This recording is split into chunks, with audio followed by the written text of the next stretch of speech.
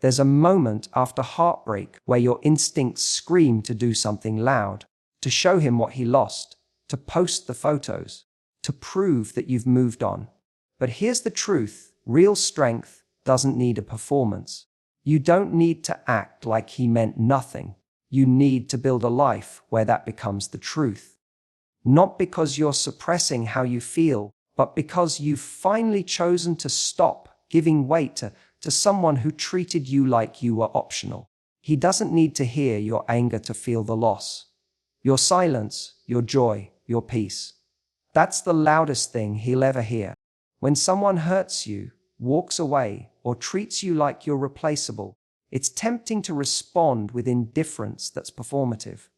To post the right photo, say the right thing, act completely unbothered in the hopes that they'll notice and regret it. But that kind of indifference, the kind built on making them feel something, is still giving your power away. You're still acting in reaction to them.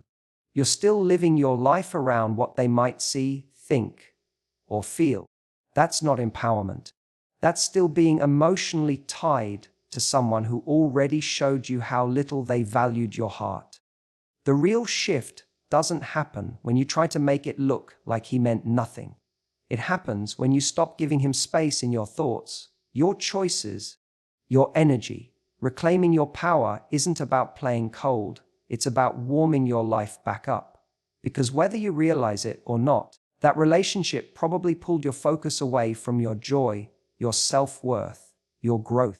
It probably took parts of your attention that used to be yours and handed them over to someone who didn't treat them with care. Acting like he meant nothing isn't about denying the past. It's about refusing to give the past control over your present. The energy you used to give him, checking your phone, overanalyzing his words, making excuses for his absence. That energy has value. That focus has weight. And now you get to take it back. You get to reinvest it into your passions, your people, your peace. Not in a dramatic, look how happy I am kind of way, but in a quiet, real, deeply rooted way. The kind that doesn't need an audience. The kind that doesn't flinch if he walks back in. Because you're no longer available for people who only realize your worth in hindsight. It's not about pretending you never cared. That's not realistic. And it's not honest. You cared. You tried. You showed up. But now you're choosing to stop showing up in places where your presence wasn't cherished. That's the true power move. Not pretending you didn't feel something, but deciding you don't want to feel this anymore. Deciding you won't keep giving your energy to a situation that's already proven it can't give you what you deserve. There's this turning point where you stop needing closure, stop needing to be remembered, and start focusing on how you feel when you wake up in the morning. You ask yourself, where can I put my love now? What kind of person do I want to be for me?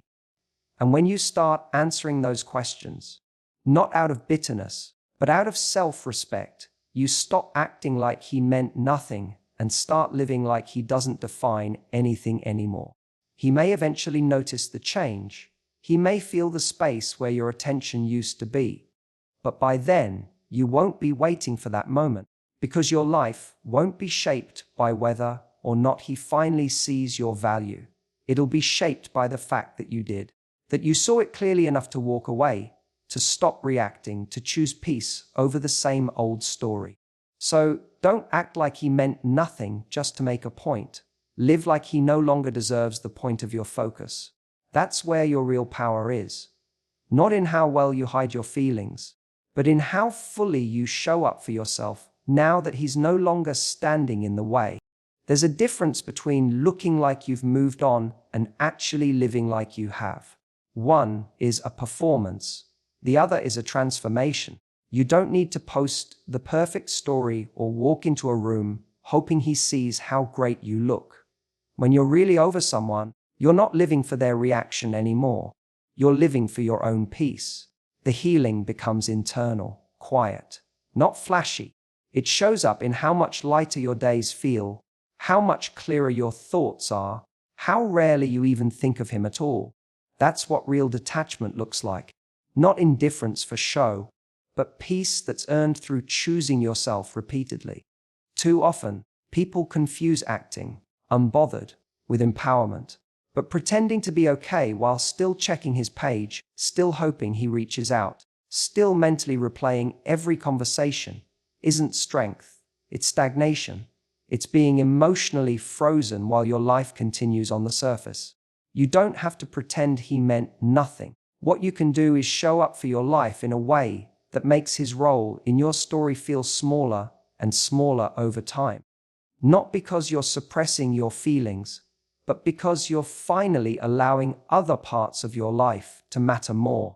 Living like you've moved doesn't mean you forget overnight. It means your priorities change.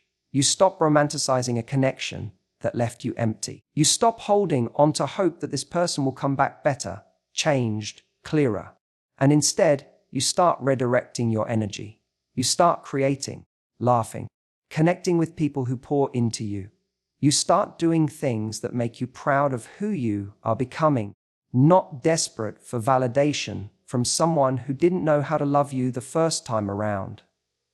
When you live like you're over him, your focus shifts. You stop giving emotional weight to every little thing he does or doesn't do. If he texts, you don't spiral. If he doesn't, you don't crumble. Because your day no longer revolves around his presence or absence. It revolves around what you're building, what you're healing, what you're dreaming about. That's when you know you've turned a corner. Not when you've stopped caring completely, but when your care no longer costs your peace. One of the biggest signs you've moved on is that you stop needing him to notice that you have. You don't dress for him, post for him, or succeed for him. You stop performing your progress because your life is finally being lived for you. And ironically, that's when he might start noticing. He'll feel your absence in a way he didn't expect. Not because you're being cold or distant, but because you've become emotionally unavailable in the best possible way. Not guarded, not bitter, just unreachable to the version of him that didn't value you when he had the chance. But by then, it won't matter, because you won't need him to feel the loss to validate your worth. You'll already know it. You'll feel it in the way you carry yourself, in the quality of the people you now allow into your life, in the peace you've created in your space. That kind of confidence isn't loud. It doesn't need revenge. It doesn't need a reaction. It just is, steady, secure, and self-sustaining. So no, you don't need to prove anything. You don't need to show him what he lost. You just need to remember what you found in yourself and live like that discovery is more important than any apology that never came. Because when you start living that way, everything shifts. And the best part, it's not about him anymore. It never was. There's a reason silence is so uncomfortable. It forces people to sit with what's missing.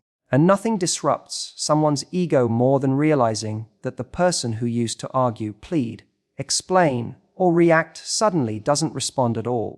Anger keeps a connection alive. It says, I still care enough to fight with you. I still want you to understand. I still need you to feel what I'm feeling. But indifference, that's different.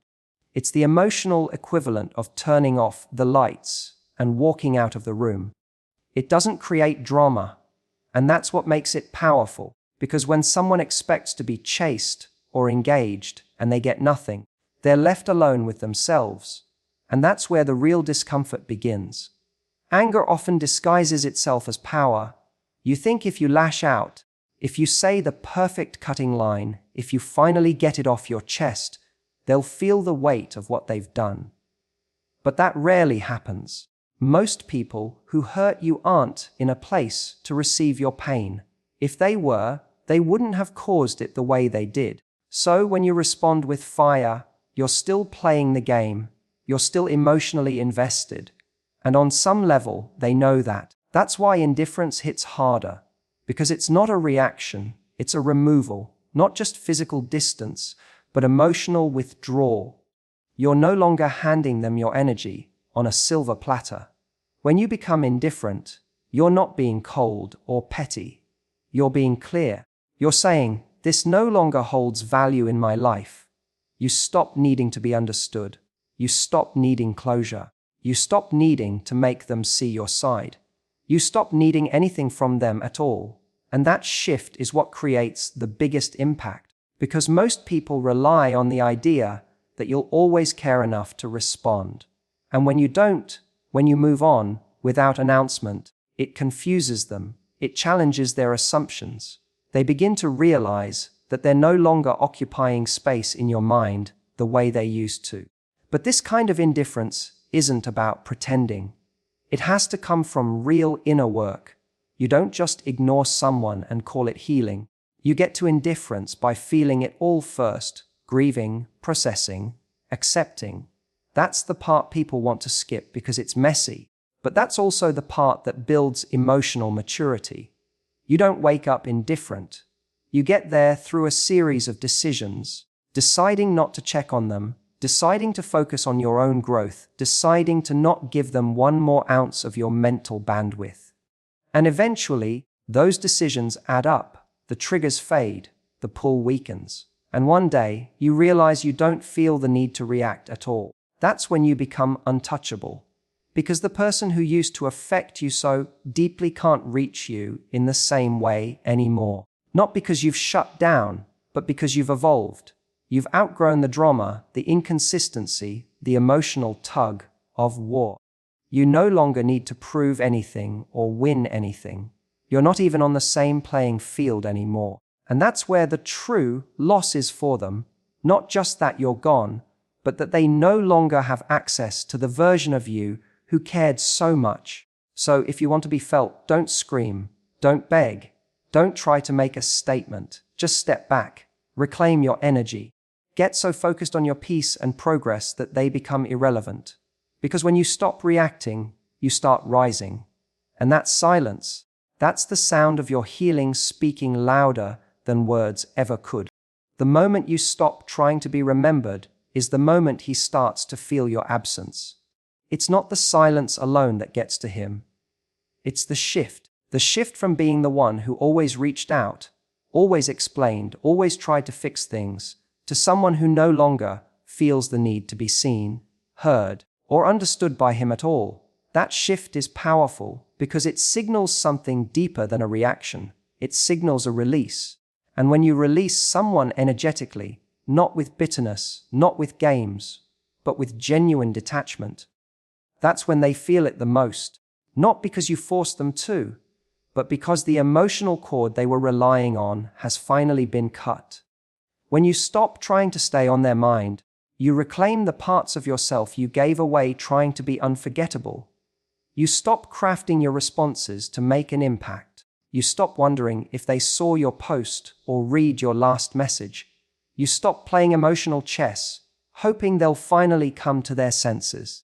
And instead, you start living for you. You start focusing on the life you want, the peace you need, the love you deserve. And in that stillness, where you no longer need anything from them, your absence becomes more noticeable than any words ever could be. This is what most people don't understand. When someone is used to you, chasing them, responding to their breadcrumbs, staying emotionally available, even after the relationship has crumbled, they assume you'll always be there. Your presence becomes their safety net.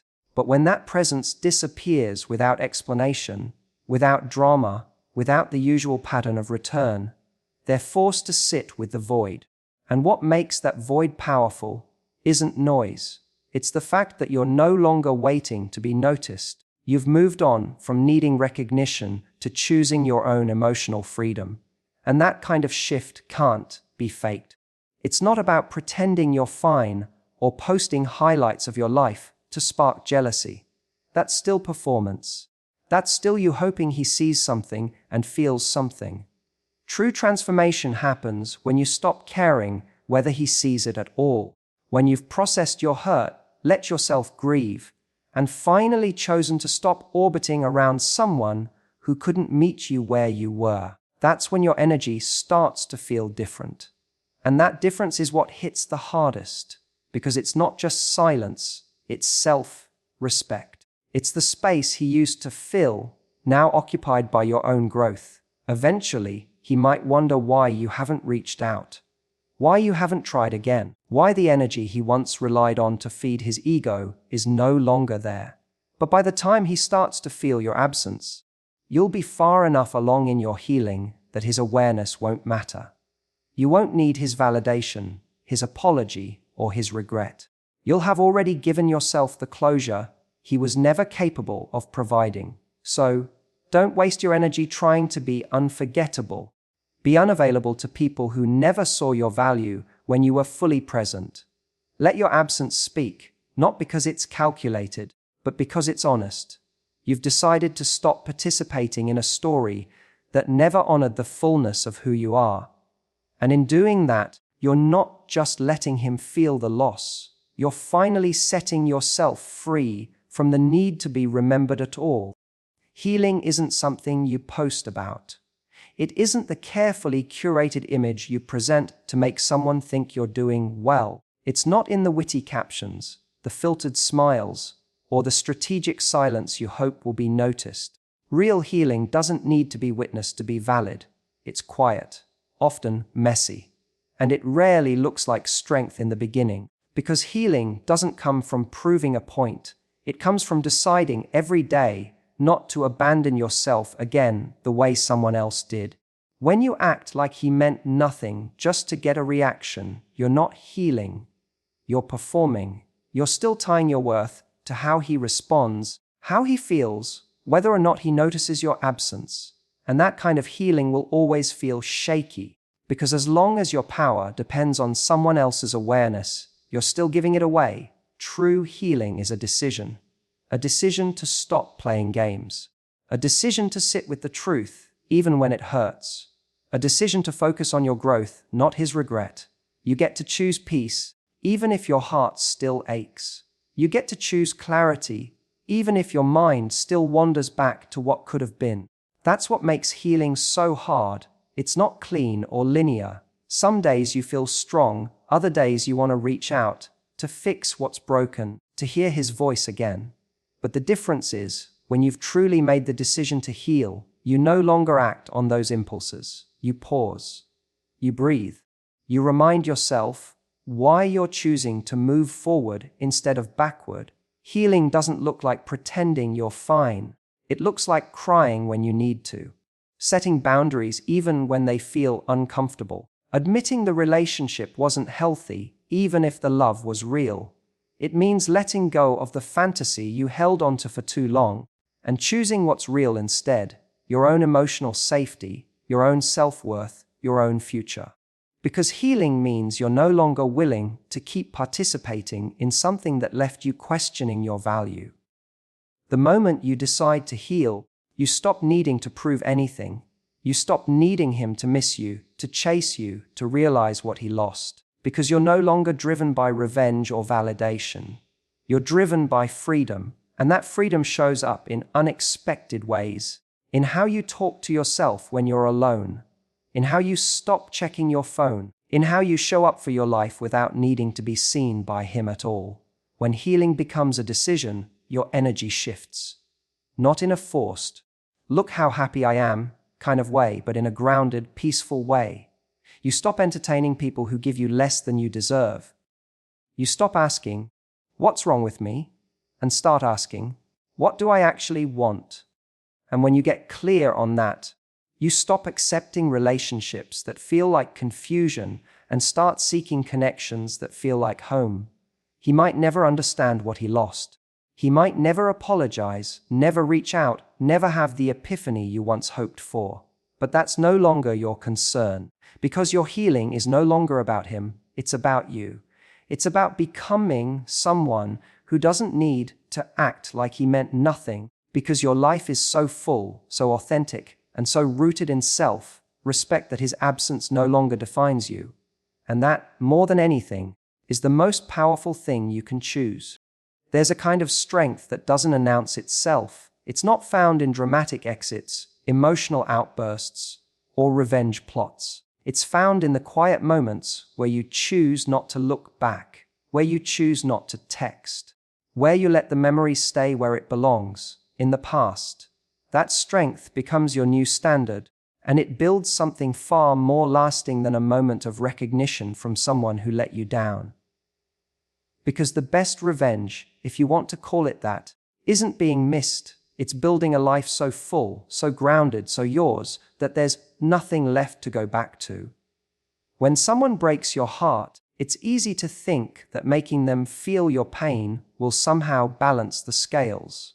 That if they just understood what they threw away, you'd finally feel whole again. But here's the truth: your healing doesn't need their regret. It doesn't need their apology. What it needs is your commitment to stop giving your future to someone who didn't protect your heart when they had it. It's not about making them pay. It's about refusing to keep paying for what they did with your time, your energy, your peace. There comes a moment in your journey when you stop asking, will they come back?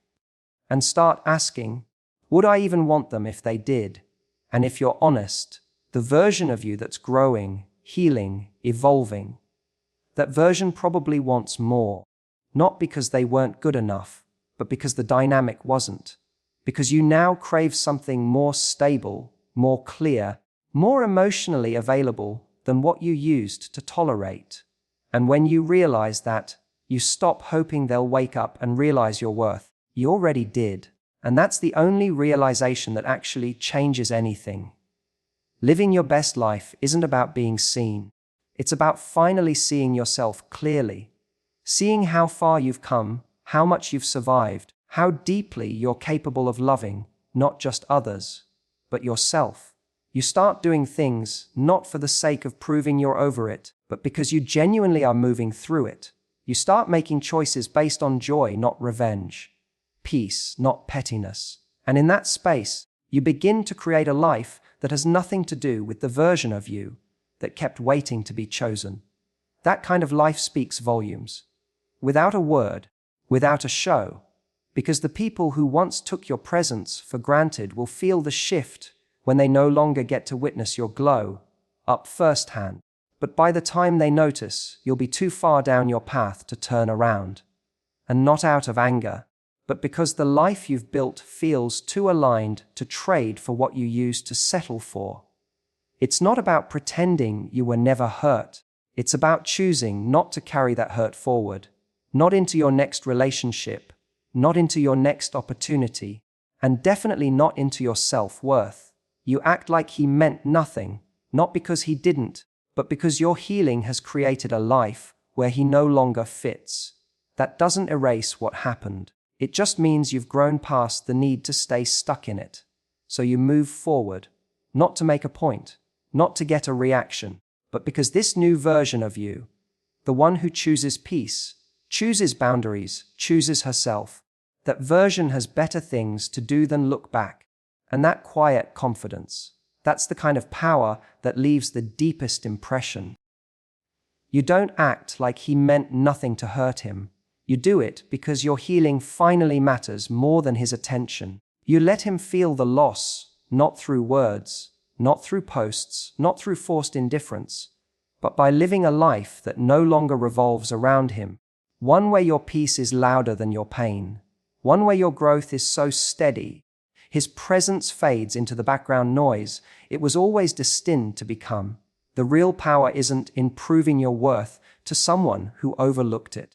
It's in finally seeing it for yourself and never letting anyone make you question it again.